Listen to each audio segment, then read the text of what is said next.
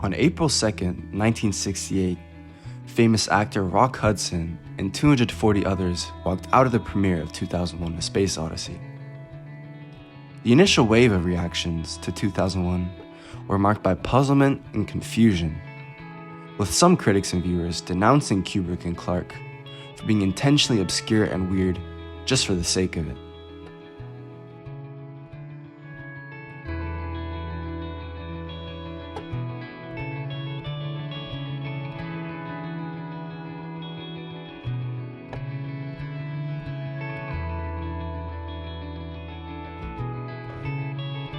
Six years later, it is regarded as one of the most renowned science fiction works ever, and cemented Stanley Kubrick as one of the all-time great directors. Why?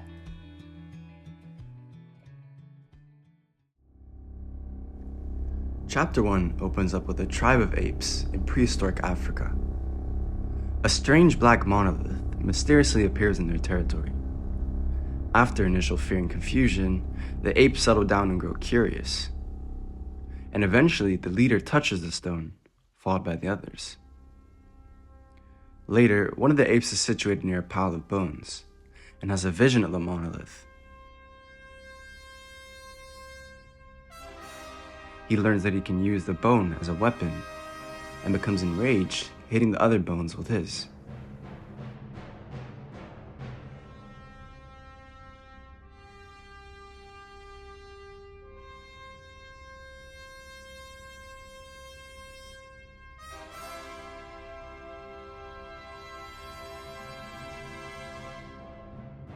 In the following scene, an ape from a different tribe tries to drink from a water hole in their territory.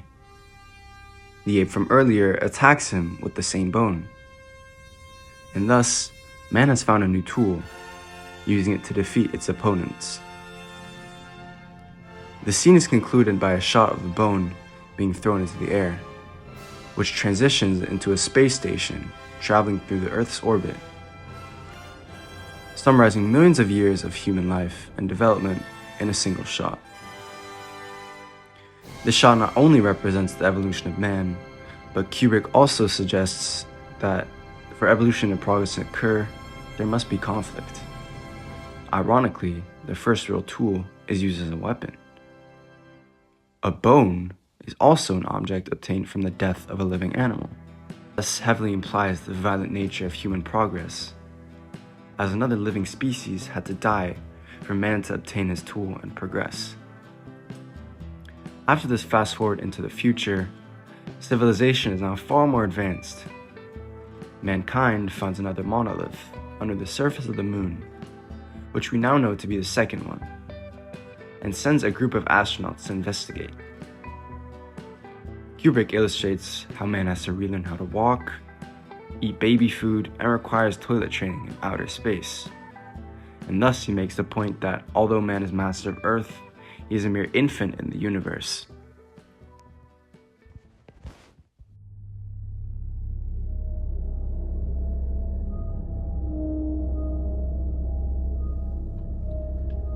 We are introduced to the crew of the Discovery 1, most of which are asleep in a cryo chamber. They are accompanied by a supercomputer, HAL 9000, who controls the ship functions. Dave becomes suspicious that HAL is lying and is sabotaging the mission. HAL ends up killing everyone except the main character Dave, who is able to manually turn him off despite HAL's struggle. Once HAL is deactivated, a pre-recorded video plays, revealing that the mission's actual objective is to investigate the radio signal sent from the monolith to Jupiter.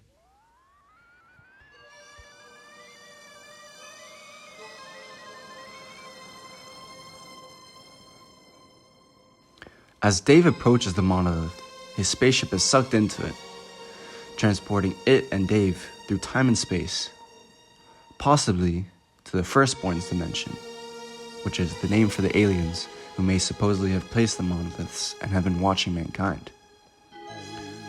The long light show that follows is not meant to make sense to the viewer, since they cannot experience such a thing by watching it through a camera in the third dimension. Dave is then transported to a bedroom and begins rapidly aging. The room he finds himself in appears to be what alien life would perceive human bedrooms or houses to look like, with the art on the walls, books on the shelves.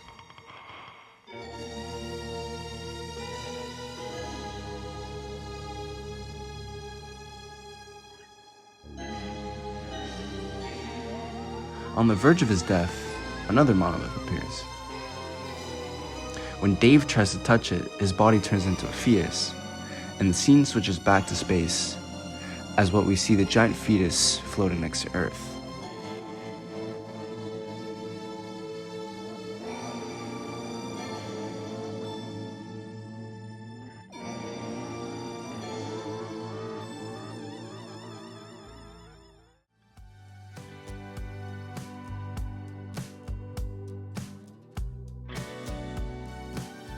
"2001: A Space Odyssey" is an extremely ambiguous film and has led to many different explanations and interpretations about its meaning.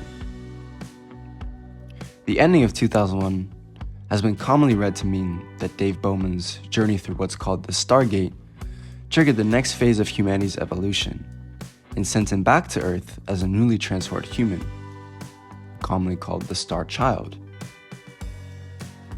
and is apparently on a different level than the rest of humanity, as we can only look at him in his new state without full comprehension. However, there are also other interpretations. Some people see the film as a metaphor for the human search for God. The monoliths can be seen as symbols of divine intervention. They appear at crucial points in human evolution, guiding and accelerating progress.